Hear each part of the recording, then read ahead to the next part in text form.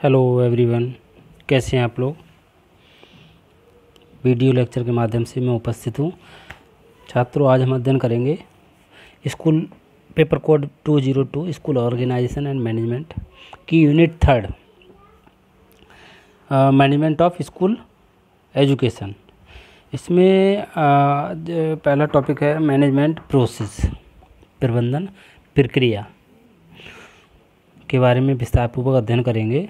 Management process जो प्रबंधन प्रक्रिया है, मैंने कक्षा में क्लास में कई बार मैनेजमेंट के बारे में काफ़ी कुछ आपके लिए पढ़ाया था डिटेल में, मैनेजमेंट ऑर्गेनाइजेशन इसके बारे में, ठीक है, बताया भी है, काफ़ी समझाया। आज हम विस्तारपूर्वक अध्ययन करेंगे जो मैनेजमेंट की जो प्रक्रिया होती है वो किस प्रकार से होती है, क्या क्या चीज़ें उसमें इंक्लूड होती हैं, क्या ज़रूरी होता है, कौन कौन से तथ्य ज़रूरी होते हैं, ठीक है। तो इसमें जो प्रक्रिया है इसमें 4 पॉइंट आवश्यक होते हैं, 4 चीज़ें। पहला प्लानिंग, ऑर्गेनाइजेशन, डायरेक्टिंग या डायरेक्शन एंड कंट्रोलिंग, यानी नियोजन, संगठन, संचालन और नियंत्रण। देखिए, मैनेजमेंट की हम जो बात करते हैं, कहते नहीं है मैनेजमेंट आप अपने घर पे भी होते हो तो मैनेज करते हैं चीज़ को, समय का मैनेजमेंट, अपना टाइम का मैनेजमेंट, पढ़ाई का मैनेजमेंट, है ना। तो उसमें सारी ये चारों पॉइंट्स इंक्लूड रहते हैं। अभी हम जो बात करेंगे, अध्ययन करेंगे, वो स्कूल मैनेजमेंट के बारे में हम बात कर रहे हैं। एक स्कूल मैनेजमेंट की जो प्रक्रिया है, प्रबंधन की जो प्रक्रिया है, उसमें प्लानिंग होना क्यों आवश्यक है, संगठन का होना ज़रूरी क्यों है, क्यों आवश्यक है, वो निर्देशन का होना आवश्यक क्यों है और कंट्रोल का आवश्यक क्यों है। देखिए, अगर प्लानिंग नहीं होगी तो जो ऑर्गेनाइज करते हैं संगठन होता है वो सही तरीके से नहीं हो पाएगा, सिस्टमेटिक तरीके से नहीं हो पाएगा, प्रशासन सही तरीके से नहीं चल पाएगा, और संगठन संचालन के लिए संगठन की आवश्यकता है और कंट्रोल के लिए संचालन की आवश्यकता है। चारों चीज़ों के अभाव में इनमें से कोई एक पॉइंट्स भी कम है। अगर प्लानिंग नहीं है तो आपका सही तरीके से कोई भी कार्य नहीं हो सकता, ठीक है। आप अगर पढ़ाई की बात करते हैं तो उसमें टाइम मैनेजमेंट आप नहीं कर सकते। अगर टाइम मैनेजमेंट की अगर बात आती है, आपको मैनेज करना है, तो उसमें आपको क्या करना पड़ेगा, एक उसका नियोजन करना पड़ेगा, प्लान बनाना पड़ेगा, प्लानिंग करनी पड़ेगी, ठीक है। तो इसी क्रम में हम आगे चलते हैं, विस्तारपूर्वक अध्ययन करते हैं। सबसे पहले हम अध्ययन करेंगे प्लानिंग का। प्लानिंग क्या है, इसके कार्य क्या हैं, इसमें क्या क्या ऐसी सावधानी होनी चाहिए प्लानिंग करते समय, ठीक है, किसी कार्य को मैनेज करने के लिए, टाइम को मैनेज करने के लिए। अभी हम जो अध्ययन कर रहे हैं school education, management of school education, उसको मैनेज करने के लिए प्लानिंग क्यों आवश्यक है। प्लानिंग है क्या, मुख्यतः वैसे तो सभी लोग जानते होंगे प्लानिंग क्या होती है। ये एक ऐसी सुनिश्चित योजना या रूपरेखा बनाने से है। कहते हैं ब्लूप्रिंट तैयार करना। कोई भी प्रोग्राम ऑर्गेनाइज करते हैं उससे पहले हम एक रूपरेखा तैयार करते हैं, एक ब्लूप्रिंट तैयार करते हैं उससे रिलेटेड, कि सपोज दैट कोई कॉन्फ्रेंस है, सेमिनार है, या कोई स्कूल प्रोग्राम्स है, आपके कॉलेज में आपको हॉल में कोई प्रोग्राम ऑर्गेनाइज करना है, तो उससे पहले आपने एक प्लानिंग की है कि आप फर्स्ट टाइम में दीप प्रज्वलित करेंगे, फॉर एग्जांपल दीप प्रज्वलित करेंगे, वेलकम करेंगे, ठीक है। फिर उसके बाद स्पीच होगी, ये प्रोग्राम होगा, नेक्स्ट प्रोग्राम होगा, ये होगा, ठीक है। इस तरीके से कई सारे प्रोग्रामों की एक लिस्ट बनाते हैं, आप प्लानिंग करते हैं। लास्ट में वोट ऑफ थैंक्स होगा, सब घर चले जाएंगे, बीच में रिफ्रेशमेंट भी होगा। वो एक क्या है, प्लानिंग है। उसको कंप्लीट करने के लिए, उसका संचालन करने के लिए, ऑर्गेनाइज करने के लिए, कंट्रोल करने के लिए एक प्लानिंग की जाती है, ठीक है। तो ये ब्लूप्रिंट तैयार करना, रूपरेखा तैयार करना, एक तरीके से वो प्लानिंग कहलाती है, जिसके द्वारा उद्देश्यों की प्राप्ति की जा सके। मतलब ऐसी प्लानिंग करना जिसके द्वारा हम किसकी प्राप्ति की जा सके, शैक्षिक उद्देश्यों की प्राप्ति की जा सके। कार्य प्रणाली को बिना किसी बाधा के आगे बढ़ाया जा सके, सहयोगी व्यक्तियों एवं परिस्थितियों का लाभ उठाया जा सके तथा सहायक सामग्री एवं उपलब्ध वस्तुओं का समुचित उपयोग किया जा सके। इस प्रकार प्लानिंग का जो अर्थ होता है, कह सकते हैं आप, विभिन्न विकल्पों में से सबसे अच्छे को चुना जाता है। क्योंकि प्लानिंग करते समय हम बहुत सारे विकल्प होते हैं, ऑब्जेक्ट हमारे सामने होते हैं कि हम उसमें से क्या चुनें। उद्देश्य हो गया, जैसे प्रक्रिया हो गया, नीति हो गई, कार्यक्रम हो गया आदि हो सकते हैं, इनमें से कोई भी आप चुन सकते हैं। ये जो प्रोसेस है, ये जो प्रक्रिया है प्लानिंग की, वो एक प्रगतिशील है जो वर्तमान के साथ भविष्य को भी देखती है। यानी प्लानिंग करते समय तो हम भविष्य के बारे में सोचते हैं, देखते हैं कि ऐसी प्लानिंग करेंगे तो ऐसा हो सकता है, ऐसा करेंगे तो इसका रिजल्ट ये आएगा। ठीक है, ये तो भविष्य के वैज्ञानिक तथा तकनीकी विकास, नई खोजें एवं सामाजिक राजनीतिक परिवर्तन की दृष्टिगत रखते हुए प्लानिंग या इसका योजना का जो निर्माण होना चाहिए वो लचीला होना चाहिए, सॉफ्ट होना चाहिए। ठीक है, हम बात करते हैं किस किसने इसको परिभाषित किया है, डिफाइन किस किसने किया है। पहली परिभाषा है कुड्स एवं ओ डोनेल। इन्होंने कहा है नियोजन एक मानसिक क्रिया है, ये एक विशेष तरीके से कार्य करने का सचेतन निश्चयात्मक प्रयास है। यानी planning is a mental activity, it is a conscious determination of doing work in particular way. ठीक है, ये एक ऐसी मतलब एक ऐसे विशेष तरीके से कार्य करने का सचेतन प्रयास है, एक मानसिक प्रक्रिया। इसलिए कहा है क्योंकि हम माइंड में सोचते हैं, प्लानिंग करते हैं कि हमें ऐसा करना चाहिए, वैसा करना चाहिए। कोई भी प्रोग्राम को कंप्लीट करने के लिए, ऑर्गेनाइज करने के लिए हमें जो उसका संबंधित जो ब्लूप्रिंट तैयार किया है, एक रूपरेखा तैयार की है, तो उसमें कहीं ना कहीं हमने माइंड मेकअप किया, कहते हैं माइंड मेकअप किया, प्लानिंग की ये, तो इसलिए मानसिक प्रक्रिया माना है इन्होंने, डोनेल ने। नेक्स्ट इसको परिभाषित किया जेम्स एंड लुंडी।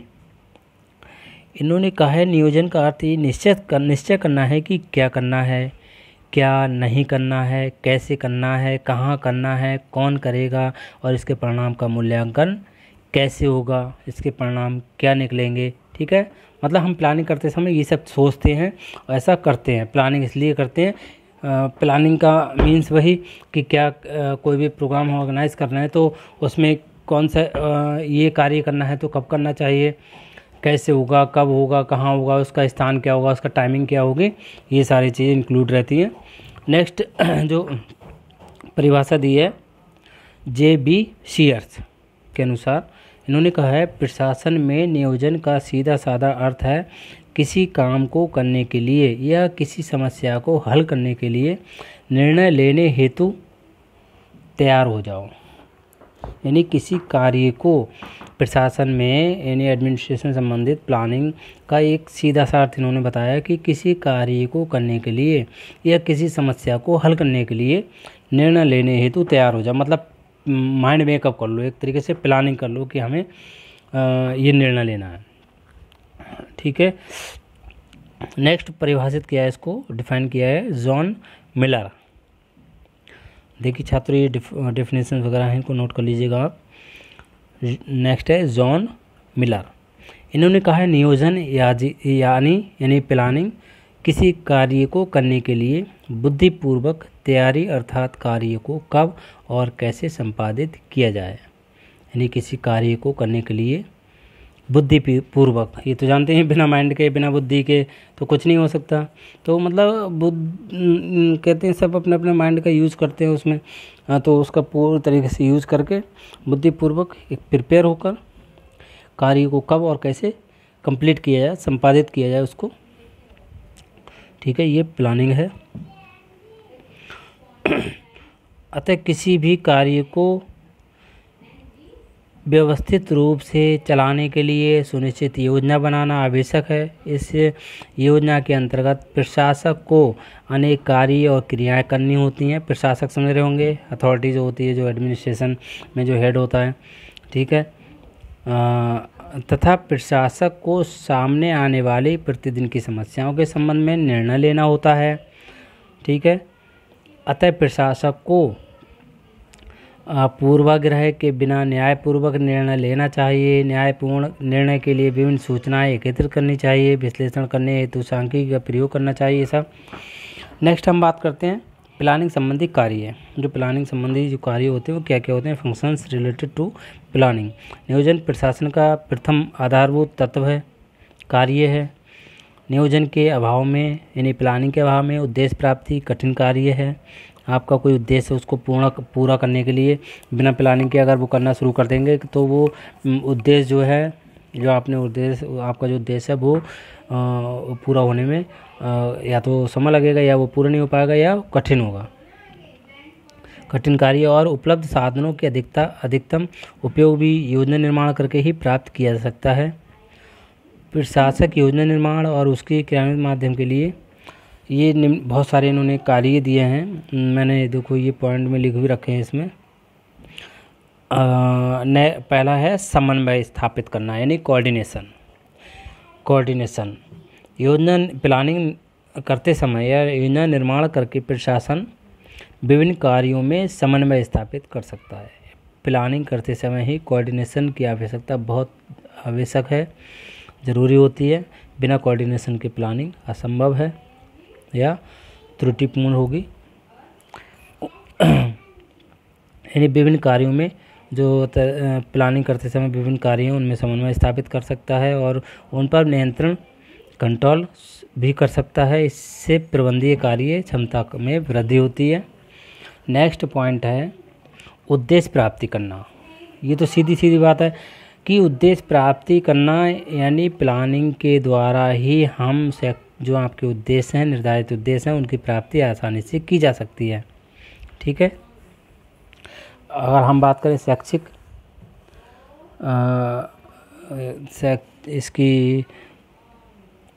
स्कूल या ये जो हम बात कर रहे थे स्कूल शिक्षा की, तो आप कह सकते हैं शैक्षिक नियोजन का निर्माण करके प्रशासन निर्धारित उद्देश्यों की प्राप्ति कर सकता है और उपलब्ध साधन एवं सामग्री का अधिकतम उपयोग कर सकता है। इससे प्रत्येक कार्यकर्ता को उसकी योग्यता व क्षमता के अनुरूप कार्य मिलने से प्रशासन आसानी से कार्य कर सकेगा। सपोज दैट कॉलेज है, स्कूल है, स्कूल में सबको एक प्लानिंग की गई है, कोई प्रोग्राम ऑर्गेनाइज किया जाता है बड़े स्तर पर या छोटे स्तर पर। ठीक है।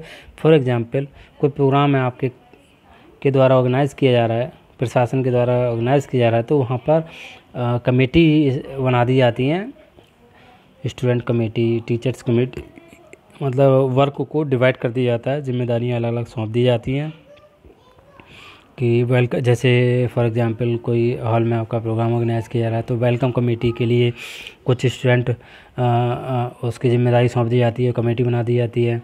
ठीक है। दीप प्रज्वलित के लिए उसकी अलग रिफ्रेशमेंट की जो व्यवस्था होती है वो अलग जिम्मेदारी सौंप दी जाती है। इस तरीके से तो उसमें क्या है प्रशासन को आसानी से कार्य कर सकने आसानी होती है, मतलब कार्य करने में जो भी प्रोग्राम ऑर्गेनाइज कर रहा है उसके लिए। नेक्स्ट है आवश्यकता की पूर्ति करना। प्लानिंग छोटी हो या बड़ी हो, इसके निर्माण से किसकी पूर्ति होती है? आवश्यकता और लक्ष्य दोनों की पूर्ति होती है। जो आपकी आवश्यकता है, जो आपका लक्ष्य है, जो आपका उद्देश्य है, उसकी भी पूर्ति होती है। स्कूल की बात करें तो प्रशासन को इसके निर्माण में वर्तमान, भूत और भविष्य का ध्यान रखना चाहिए ताकि छोटी योजना और भी को भी आवश्यकता अनुसार बड़ा बनाया जा सके। ठीक है। नेक्स्ट हम बात करते हैं विभिन्न अनुभवों का ज्ञान। यानी अनुभवों की हम बात करें तो एक्सपीरियंस का होना बहुत आवश्यक है, अनुभवों का होना बहुत अति आवश्यक है। अनुभवी लोग ही प्लानिंग अच्छे तरीके से कर सकते हैं। योजना निर्माण से प्रशासन को विभिन्न परिस्थितियों, कार्यों, कार्यविधियों, कार्यकर्ता एवं उसकी योग्यता एवं अनुभवों का पता चलता है। इसका उपयोग वह कुशलतापूर्वक करके लाभान्वित हो सकता है। इससे प्रभावी कंट्रोल की स्थापना संभव होती है। यानी जब प्लानिंग करते समय जो हम पीछे बात कर रहे थे कि कोऑर्डिनेशन या वर्क को डिवाइड कर देना, कमेटी बना देना। ठीक है। टीचर्स को वर्क दे दिया पढ़ाने का, किसी को कोई वर्क दे दिया, तो उससे क्या है उनके अनुभवों का भी ज्ञान होता है, किसको किस कार्य में कितना अनुभव है, कितना उसमें एक्सपर्ट है। ठीक है। तो इस तरीके से जो अच्छा अनुभव होता है, अच्छा अनुभवी शिक्षक या अनुभवी कोई व्यक्तित्व, ठीक है, उसके बारे में क्या होता है पता लग जाता है। और उसका लाभ भी उठाया जा सकता है। ठीक है, नेक्स्ट है विभिन्न जोखिम कम करना। जोखिम का मतलब समझ रहे हो आप क्या कहते हैं जोखिम को? जोखिम कम करना, खतरा कह सकते हैं। योजना निर्माण से प्रशासन उन अनिश्चितता और जोखिम को कम कर सकता है जो इसके निर्माण के बिना होती हैं, यानी बिना प्लानिंग के जो समस्याएं उत्पन्न होती हैं, जो परेशानियां होती हैं, वो जोखिम हो गए एक तरीके से। उसको आप प्लानिंग करके कार्य करते हैं तो उसको कम कर सकते हैं। इस तरह की समस्याएं नहीं आती हैं। बिना योजना के कार्य अस्पष्टता बनी रहती है। नेक्स्ट है प्रशासन को प्रेरित करना। प्रशासन को प्रेरित करना, योजना निर्माण प्रशासन के उद्देश्य प्राप्ति के लिए प्रेरित करता है। ये भविष्य की संभावनाओं को बल प्रदान करता है और अधिकारियों को अपने कर्तव्य व उत्तरदायित्व का ज्ञान भी कराता है। यानी जो प्रशासन है, प्लानिंग है, वो प्रशासन के उद्देश्य प्राप्ति के लिए उसको प्रेरित करता है। ठीक है, नेक्स्ट है अतार्किक निर्णय पर रोक। अतार्किक जो मतलब कि बिना वजह की जो तार्किक निर्णय होते हैं लिए जाते हैं, उन पर रोक लग जाती है इससे, प्लानिंग से। यानी उन निर्णयों पर रोक लगती है जो अतार्किक हैं, अलाभप्रद हैं, मतलब जिससे नुकसान हो सकता है, कोई फ़ायदा नहीं है, कोई बेनिफिट्स नहीं है और अत्यधिक ज़्यादा खर्चीले होते हैं। ठीक है, अतः ये कार्य को निश्चितता प्रदान करती है, उचित दिशा प्रदान करती है और उद्देश्यों का सही ज्ञान देकर समन्वय और समानता की ओर अग्रसर करती है। ठीक है, अब हम बात करते हैं नेक्स्ट केयरफुलनेस इन प्लानिंग। नियोजन में क्या क्या सावधानियाँ होनी चाहिए, किन किन बातों का हमें ध्यान रखना चाहिए प्लानिंग में। देखिए मैंने नोट भी कर रखा है, चाहे तो इस पर नोट्स बना लीजिए आप। पहला है योजना का निर्माण प्रजातंत्र के सिद्धांतों पर होना चाहिए। यानी प्लानिंग का जो निर्माण, जो हम एक ब्लूप्रिंट तैयार करते हैं, रूपरेखा तैयार करते हैं, प्लानिंग करते हैं, उसका निर्माण करते समय, प्लानिंग करते समय किसके सिद्धांतों पर होना चाहिए? ये प्रजातांत्रिक। मैंने आपको क्लास में कई बार बताया है, ऑटोक्रेसी, डेमोक्रेसी। ठीक है, तो मतलब आज भी जो हमारा देश है वो डेमोक्रेसी तो है, जनतांत्रिक, प्रजातांत्रिक। ठीक है, जनतांत्रिक या प्रजातांत्रिक। तो मतलब प्लानिंग का निर्माण ऐसा होना चाहिए जो ऑटोक्रेसी ना हो, डेमोक्रेटिव हो। सही है, डेमोक्रेसी प्रजातंत्र के सिद्धांतों पर होना चाहिए। यानी इसमें सभी को अपने विचार रखने की स्वतंत्रता होनी चाहिए और सभी को समान रूप से भाग लेने की भी छूट होनी चाहिए। ठीक है, नेक्स्ट है शिक्षा के लक्ष्य प्रत्येक स्तर पर स्थिर और निश्चित होने चाहिए। यानी जो शिक्षा के लक्ष्य हैं, अभी हम जो प्लानिंग की जो बात कर रहे हैं, पर्टिकुलर अपने घर की, अपने टाइम मैनेजमेंट की वैसी प्लानिंग की बात नहीं कर रहे हैं। हम अभी पढ़ रहे थे मैनेजमेंट ऑफ स्कूल एजुकेशन। ठीक है, यानी विद्यालय शिक्षा में प्रबंधन की प्रक्रिया, उसके अंतर्गत प्लानिंग में किस तरीके से प्लानिंग करनी चाहिए, किस तरीके होने चाहिए, वो सारा। तो शिक्षा के लक्ष्य प्रत्येक स्तर पर स्थिर और निश्चित होने चाहिए। प्लानिंग का जो उद्देश्य होना चाहिए वो कम से कम समय और कम से कम खर्च में उत्तम कार्य होना चाहिए। कम खर्च में अच्छा कार्य होना चाहिए और कम समय में अच्छा वर्क होना चाहिए, अच्छा कार्य होना चाहिए। नेक्स्ट, योजना का निर्माण शैक्षिक उन्नति के लिए होना चाहिए। जो प्लानिंग होती है विद्यालय में, स्कूलों में, कॉलेजों में, तो वहाँ पर जो प्लानिंग हो उसका निर्माण इस तरीके से हो कि उससे शैक्षिक विकास हो सके, एजुकेशनल डेवलपमेंट हो सके एजुकेशन का। इनमें वस्तुनिष्ठता और यानी निष्पक्षता होनी चाहिए, पार्शलिटी नहीं होनी चाहिए। ठीक है, नेक्स्ट कार्यकर्ताओं को प्रत्येक स्तर पर उनकी क्षमता एवं योग्यता के अनुसार कार्य का विभाजन होना चाहिए। प्लानिंग करते समय इस तरीके से इस चीज़ का ध्यान रखना चाहिए, जो व्यक्ति जिस कार्य में विशेषज्ञ है या उसको अनुभव है या वो अच्छे से आता है उसको, तो उसको वही कार्य सौंपना चाहिए। कार्य का विभाजन करते समय, कार्य को डिवाइड करते समय वर्क को, तो इस चीज़ का ध्यान रखना चाहिए कि कौन व्यक्ति किस में कितना निपुण है, कितना एक्सपर्ट है। ठीक है, तो वो उस कार्य को अच्छे से कर सकता है। इन योजनाओं का संबंध वर्तमान तथा भविष्य की योजनाओं से होना चाहिए। नेक्स्ट है योजना निर्माण के समय ये ध्यान रखना चाहिए कि सभी यानी प्लानिंग करते समय क्या ध्यान रखना चाहिए कि सभी व्यक्तियों का सहयोग सक्रिय रूप से मिले। मतलब ऐसा प्लान करें, ऐसा प्लानिंग होनी चाहिए कि ऐसा ना हो कि हमने किसी को वर्क दे दिया, वो परेशान है, वो उस पर आता नहीं है तो उसको आपने सौंप दिया, ज़बरदस्ती कराना नहीं, तो वो क्या होगा, वो कहीं ना कहीं इफेक्ट प्रभाव डालेगा उस पर कि आपके जो उद्देश्य है, आपका जो उद्देश्य है वो पूरा नहीं हो पाएगा। तो इस चीज़ का हमें ध्यान रखना है कि प्रत्येक व्यक्तियों का जो सहयोग है वो सक्रिय रूप से मिले। योजना में यानी प्लानिंग में स्वाभाविक रूप से लचीलापन होना चाहिए, एकदम सॉफ्टनेस होना चाहिए। ये नहीं है कि आप वहाँ पर प्लानिंग करते समय विद्यालय से मैनेजमेंट है या वो तो या अथॉरिटी कोई प्रोग्राम ऑर्गेनाइज किया जा रहा है तो वहाँ पर अपना एटीट्यूड दिखाए या इस तरीके से, सही है, ज़्यादा डिसिप्लिन मतलब सॉफ्टनेस होना चाहिए ताकि समय और आवश्यकता अनुसार उसमें परिवर्तन भी किया जा सके। प्लानिंग में अगर ज़रूरत पड़ने पर कुछ चेंजेस भी किए जा सकें। ठीक है छात्रों, अभी इसी वीडियो के माध्यम से ये हमारा पहला टॉपिक कंप्लीट हुआ। नेक्स्ट हम अध्ययन करेंगे ऑर्गेनाइजेशन की, संगठन की। ये हो गया प्लानिंग क्या है। ठीक है, तो जो मैनेजमेंट प्रोसेस का फर्स्ट स्टेप है कौन सा, प्लानिंग। सेकंड होगा ऑर्गेनाइजेशन, थर्ड होगा डायरेक्टिंग, फोर्थ कंट्रोलिंग। ठीक है, थैंक यू।